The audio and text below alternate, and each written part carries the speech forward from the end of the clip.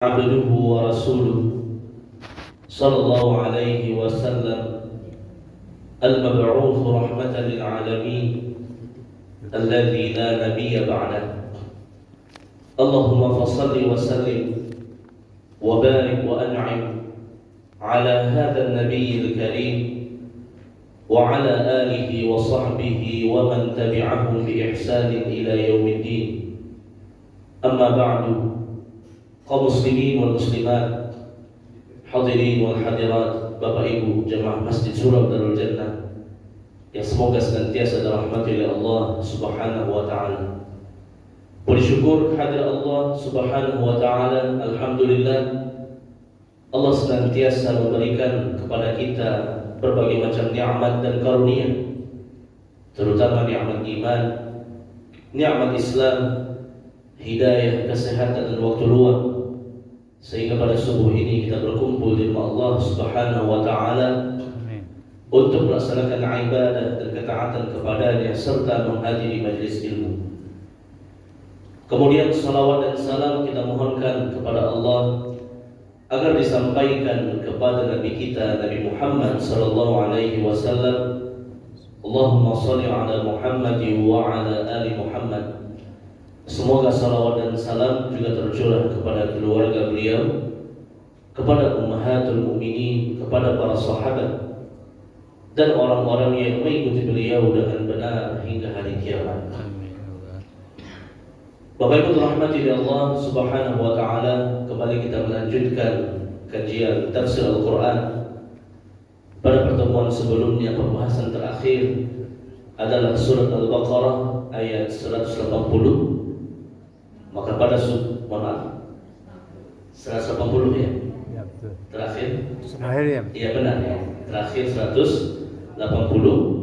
Maka pada subuh ini kita lanjutkan dengan ayat 181 sampai 182. Pada subuh ini kita lanjutkan dengan ayat 181 sampai 182. Di ayat 181 Allah Subhanahu wa taala berfirman, "Faman baddalahu ba'da ma sami'ahu fa innama ithmuhu 'ala alladhina yubaddilunahu innallaha sami'un 'alim."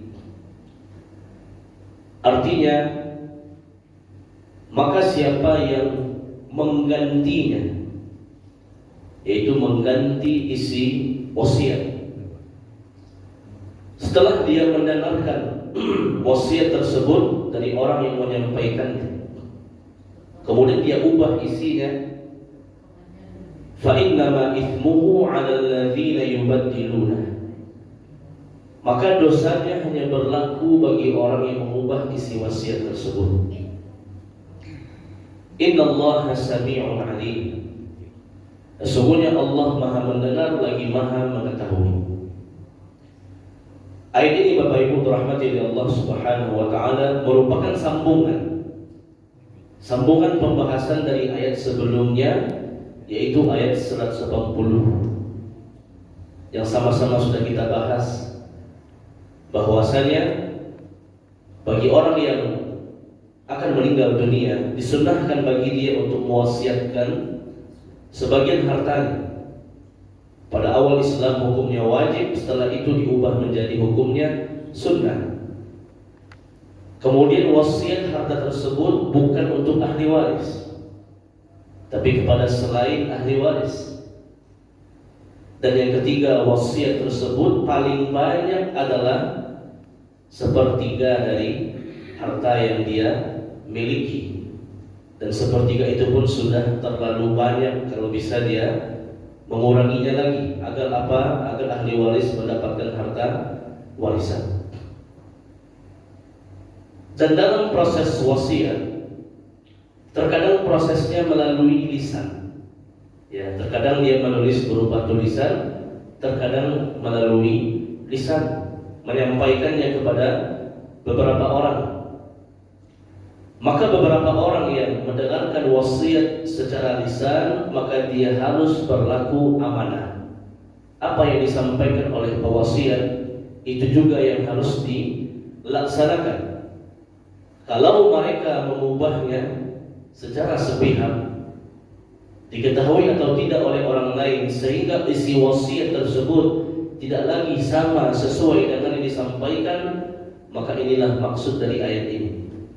Faman badalahu ba'da ma sami'ahu fa innama ithmuhu 'ala alladziina yubaddiluna.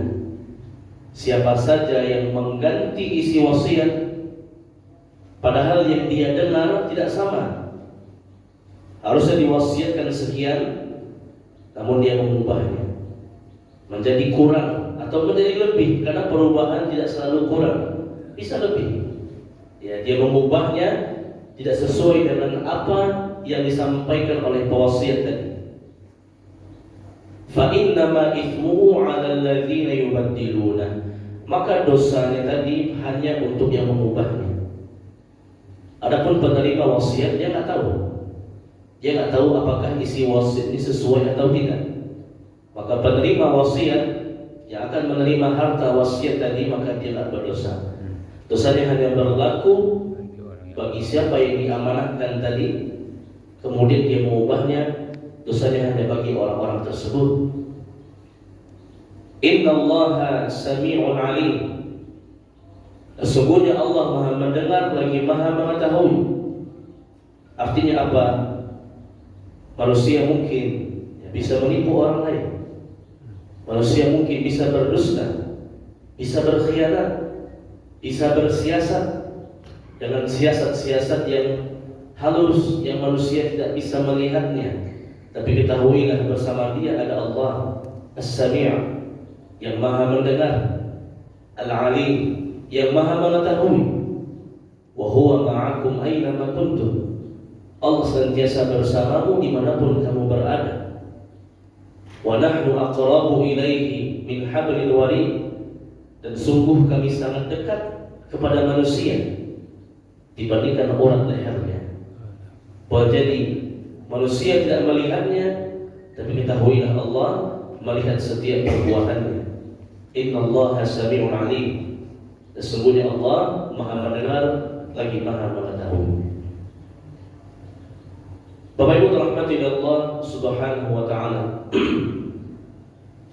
Berikutnya ayat ke-182.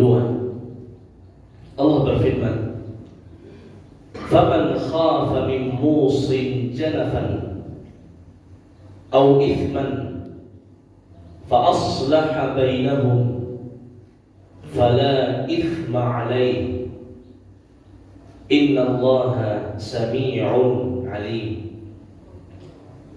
Artinya, barang siapa yang khawatir kesalahan atau kezaliman dari pewasiat,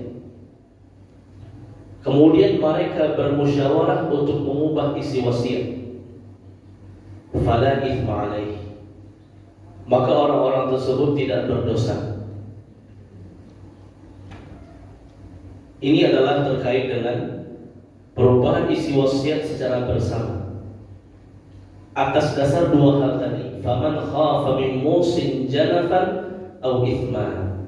Siapa yang mengkhawatirkan janafan. Janafan itu apa? Kesalahan yang tidak disengaja. Au ithman, atau dosa, yaitu kesalahan yang disengaja.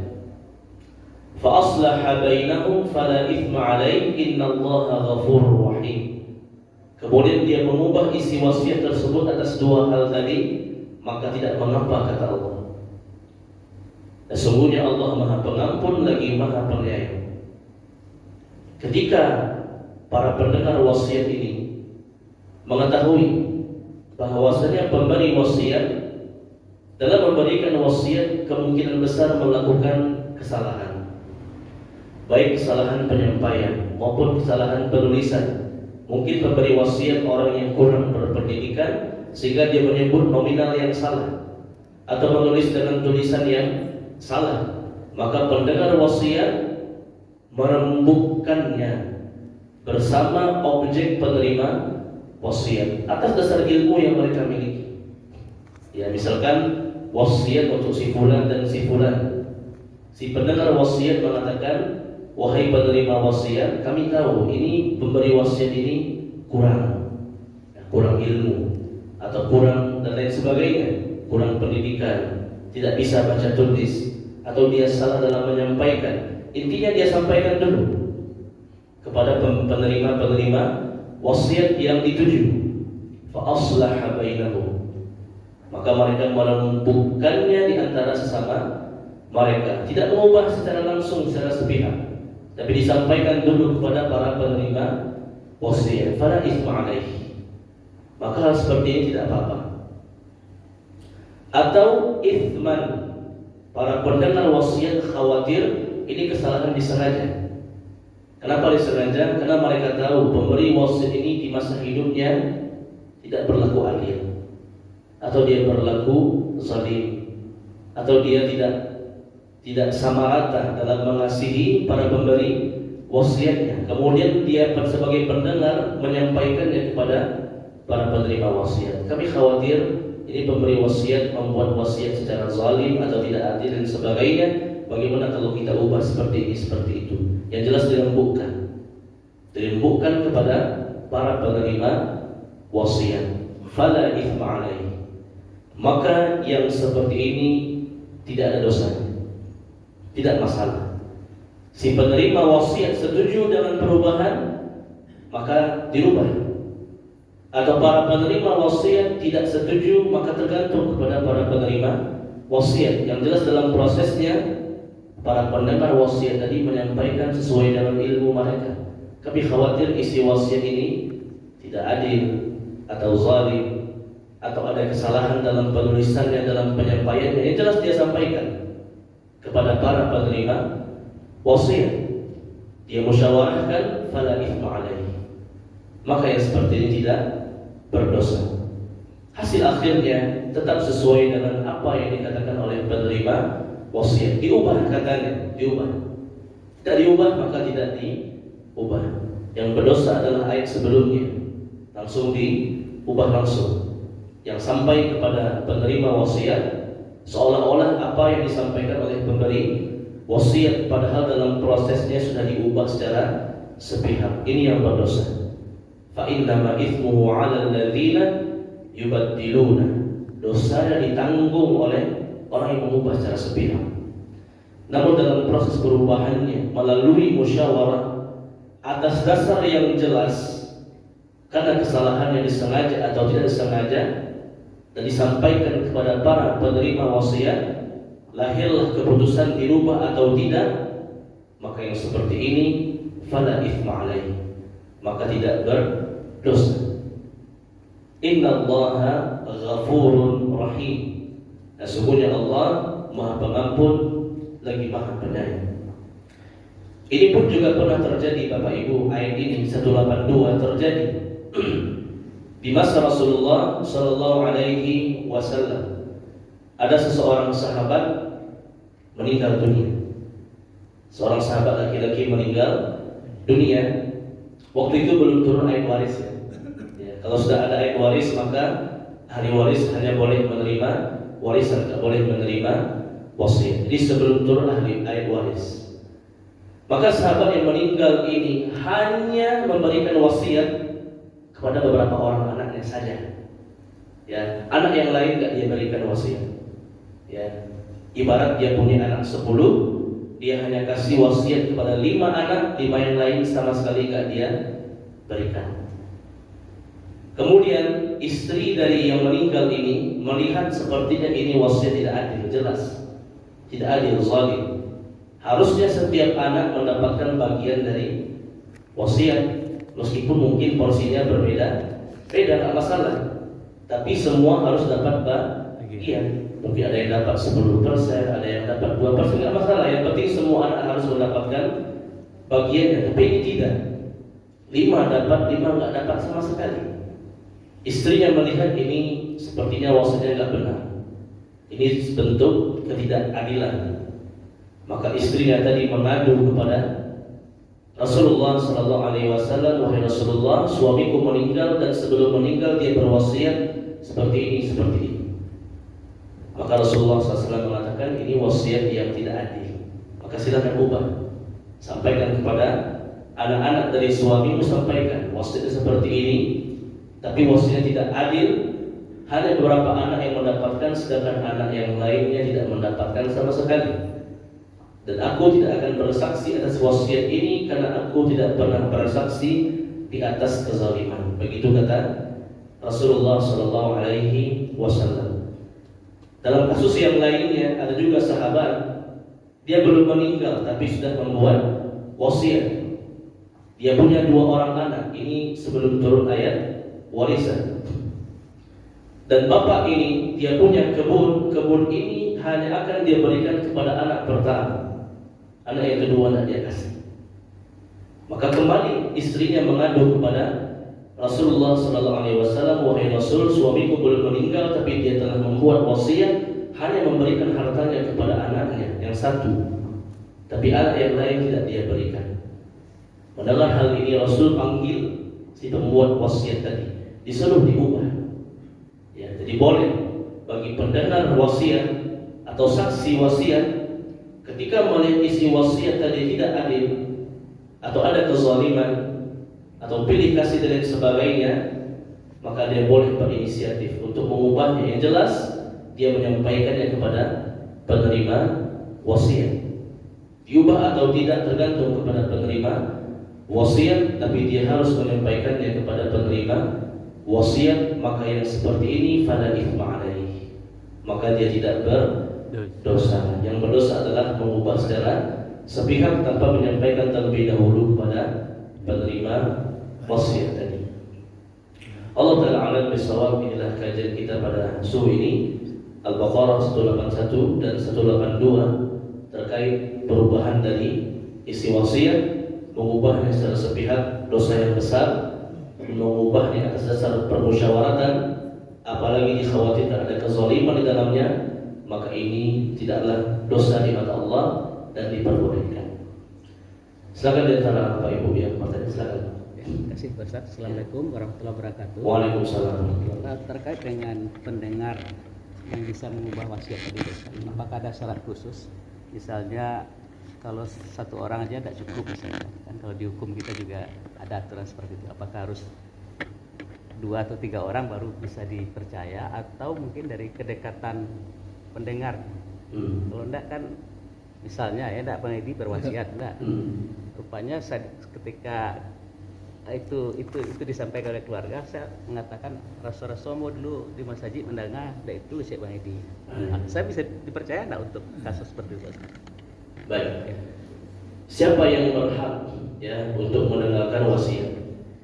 Idealnya wasiat itu sama seperti hutang. Saksinya adalah 1 orang laki-laki atau 2 orang perempuan. Ya, 1 orang laki-laki muslim atau 2 orang perempuan muslim. Kata dia dikiaskan ya sebagaimana hutang. Ya, hutang itu dipersaksikan oleh 1 orang laki-laki atau 2 orang perempuan. Semakin banyak saksi maka semakin kuat. Namun masalahnya, terkadang wasiat ini terkadang mungkin dipersiapkannya. Ada saksi yang memang dia panggil, saya ingin buat wasiat ini, tolong beberapa orang jadi saksi. Tapi terkadang insidentil, tidak direncanakan.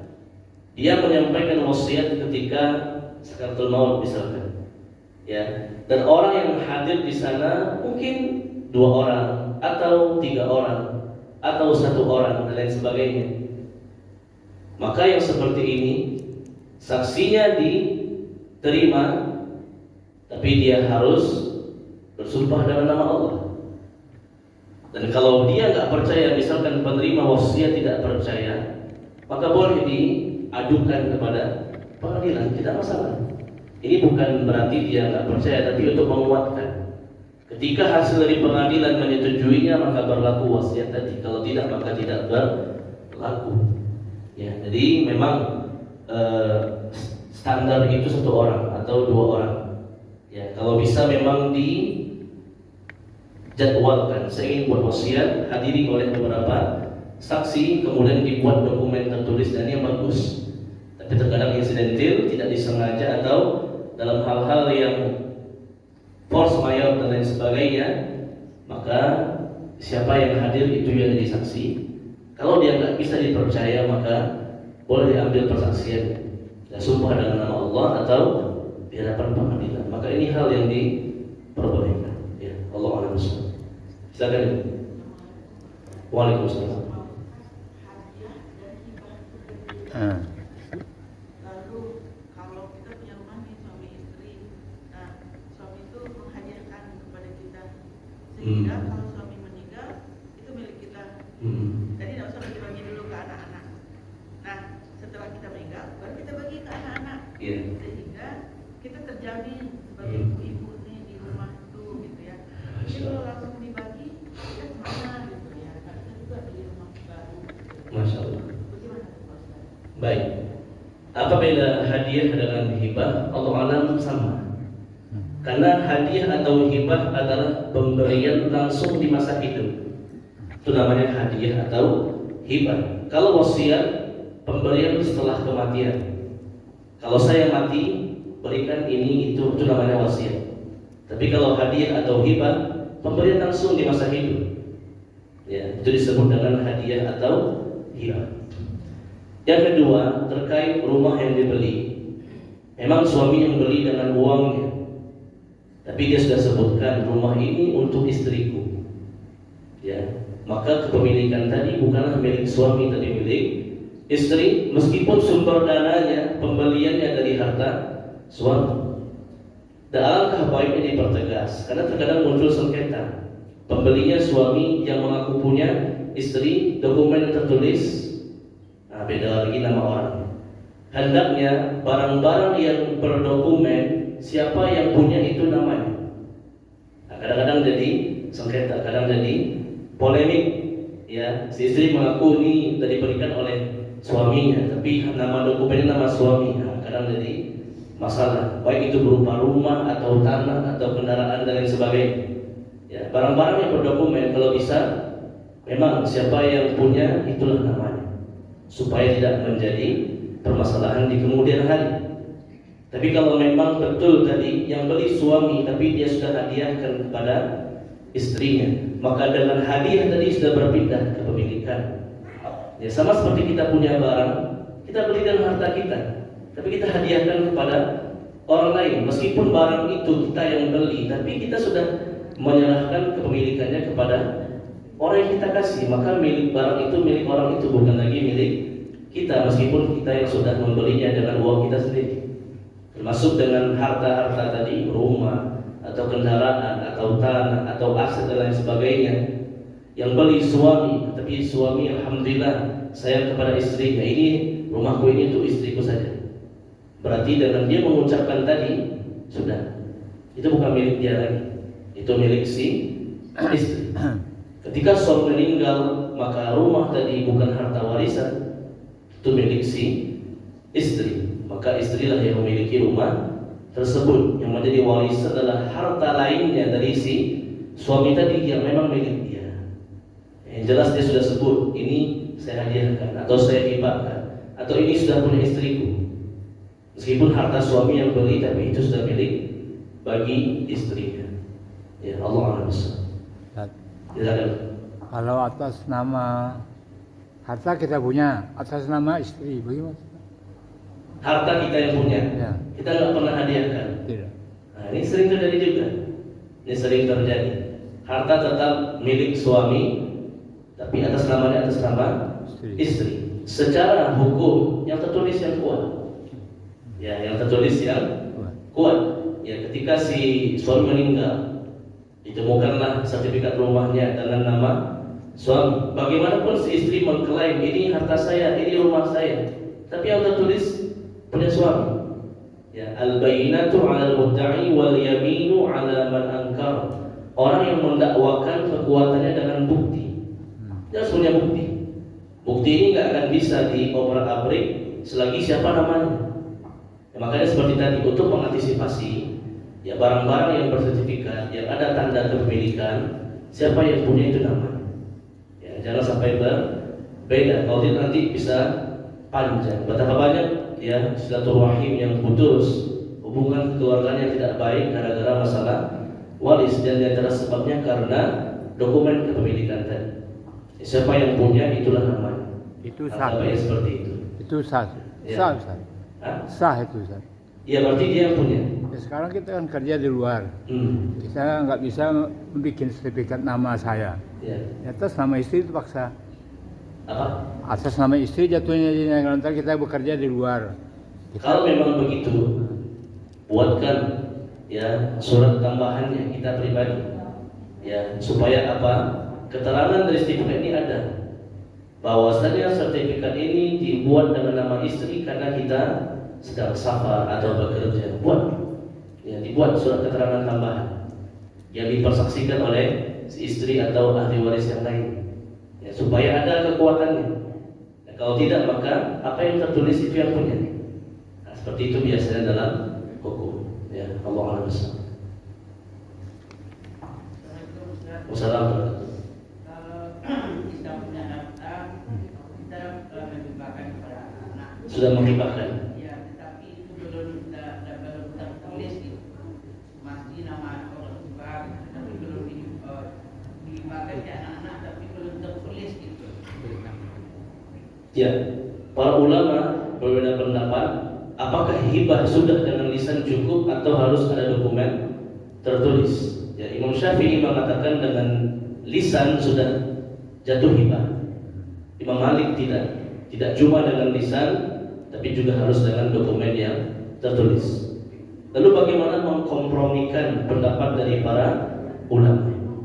Maka jawabannya adalah dengan lisan dia sudah jatuh hibahnya. Mungkin dalam proses balik nama istilahnya ya, balik nama atau penggantian nama panjang. Kalau memang karena prosesnya yang panjang, perubahan nama tadi susah mengubah namanya, tapi secara lisan sudah dia sampaikan, maka sudah jatuh hibah. Tapi kalau balik namanya sebentar, sekali kita sebut, proses balik namanya juga sebentar, maka ini memang butuh dokumen tadi. Ya, tapi kalau dalam prosesnya panjang, butuhkan waktu 1 bulan atau bahkan sampai 6 bulan dan sebagainya dalam mengubah nama tadi, maka sudah cukup dengan mengucapkan lisan tadi sudah jatuh hibahnya. Dan dalam proses dia mengubah nama tadi, buat surat keterangan. Ya, buat surat keterangan bahwasanya harta A, harta B ini sudah saya wasiatkan kepada anak-anak saya dengan jumlah sekian, tanda tangan, ya, oleh si pemberi hibah dan juga oleh si penerima hibah. Begitu caranya. Ya, karena memang sebagian ulama mengatakan dengan lisan sudah jatuh hibah. Masalah nanti dalam masalah dokumen. Kalau memang dengan hibah lisan proses namanya sebentar langsung saja. Tapi kalau proses namanya memakan waktu panjang, maka hibah jadi jatuh dengan lisan, buat surat bersama, surat kesepakatan bersama bahwasanya objek harta ini sudah dihadiahkan, sudah dihibahkan kepada si anu, si fulan, fulana dengan jumlah sekian, tanda tangan semuanya, supaya ini menjadi penguat nantinya. Itu dengan harus adanya saksi-saksi juga. Benar, saksi tadi. Ya, Allah Al-Masya. Silakan Ibu. Ya. Hadiah bebas. Hadiah tidak ada batasan. Tapi yang jelas harus ada disisakan sebagai waris.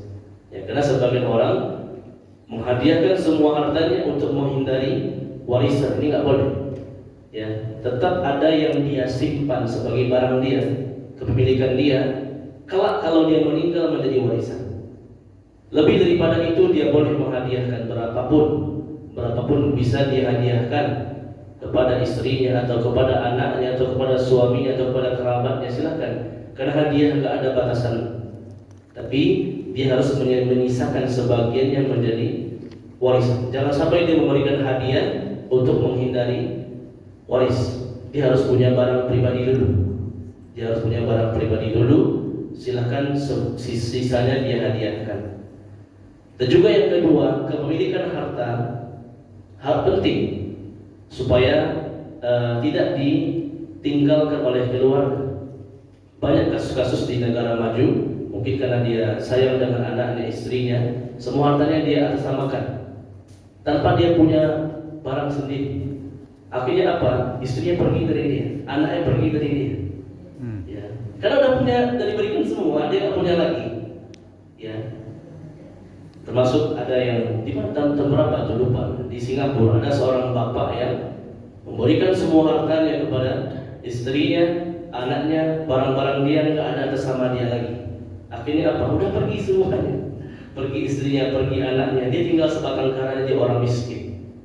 Maka harta itu harusnya kita punya, supaya kita punya pegangan. Kita nggak tahu, kadang fitnah harta ini berbahaya. Ya, dengan harta, kata para ulama, diketahuilah sifat dari manusia. Ya, kadang-kadang kalau kita berikan semua, maka istri atau anak atau suami nggak lagi perhatian, berhubungan baik dengan kita, karena dia sudah mendapatkan kemauannya. Ini bagi orang-orang yang nauzubillah, dia memang pikirannya harta saja. Jangan sampai seperti itu. Harta itu harus ada yang kita miliki. Untuk hadiah silakan berapa saja, tapi tetap sisakan untuk diri kita. Ya, adapun wasiat maka maksimal sepertiga. Kalau hadiah nggak ada batasannya, yang jelas kita harus menyisakan untuk diri kita sebagai pegangan hidup. Ya, Allah a'lam. Silakan Ibu.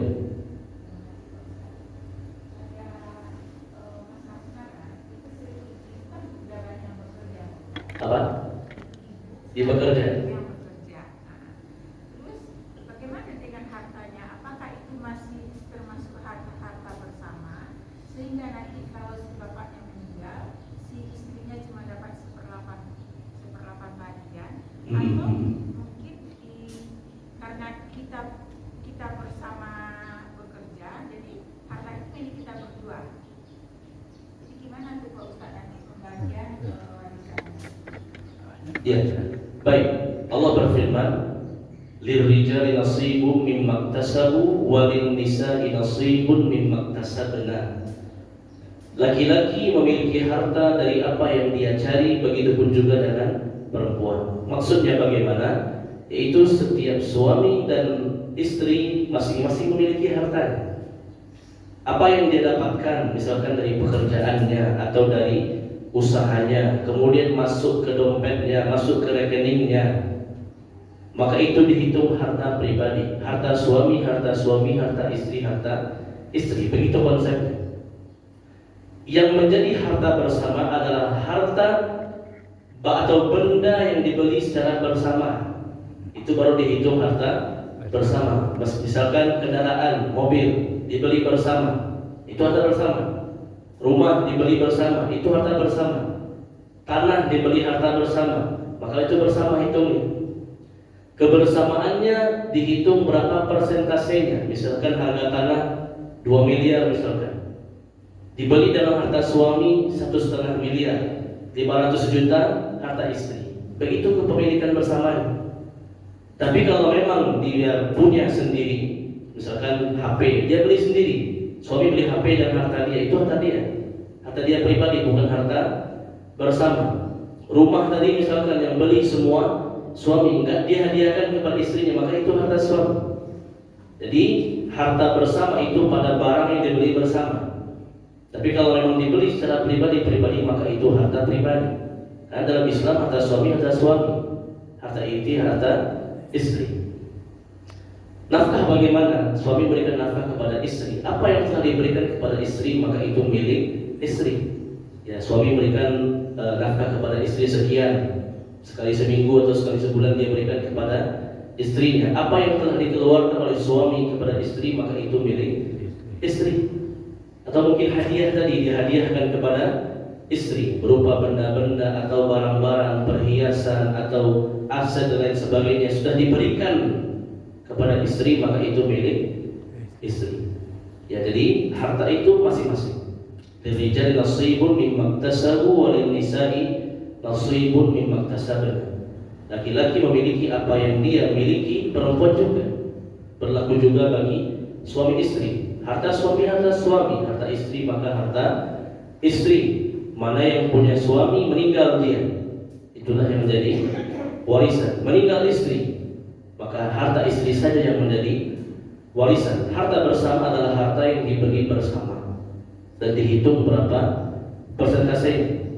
Rumah misalkan harga 500 juta, yang beli 300 juta harta suami misalkan, 200 juta harta istri. Meninggal si suami, maka yang dibagi sebagai waris adalah 300 juta tadi. Yang 200 juta milik si istri. Seperti itu. Ya, tidak ada harta bersama, otomatis lah ada. Bersama itu karena dibeli bersama. Kalau tidak dibeli bersama maka hitungannya harta suami, harta istri, harta istri. Ya, Allah a'lam bishawab. Pas. Baik, kita cukupkan, mudah-mudahan bermanfaat dapat kita fahami dan kita amalkan. Terlebih kurang mohon dimaafkan. Subhanakallahumma bihamdik asyhadu an la ilaha illa anta astaghfiruka wa atubu ilaik. Wa sallallahu ala nabiyyina Muhammad wa ala alihi wa sahbihi walhamdulillahi rabbil alamin. Wassalamualaikum warahmatullahi wabarakatuh. Waalaikumsalam.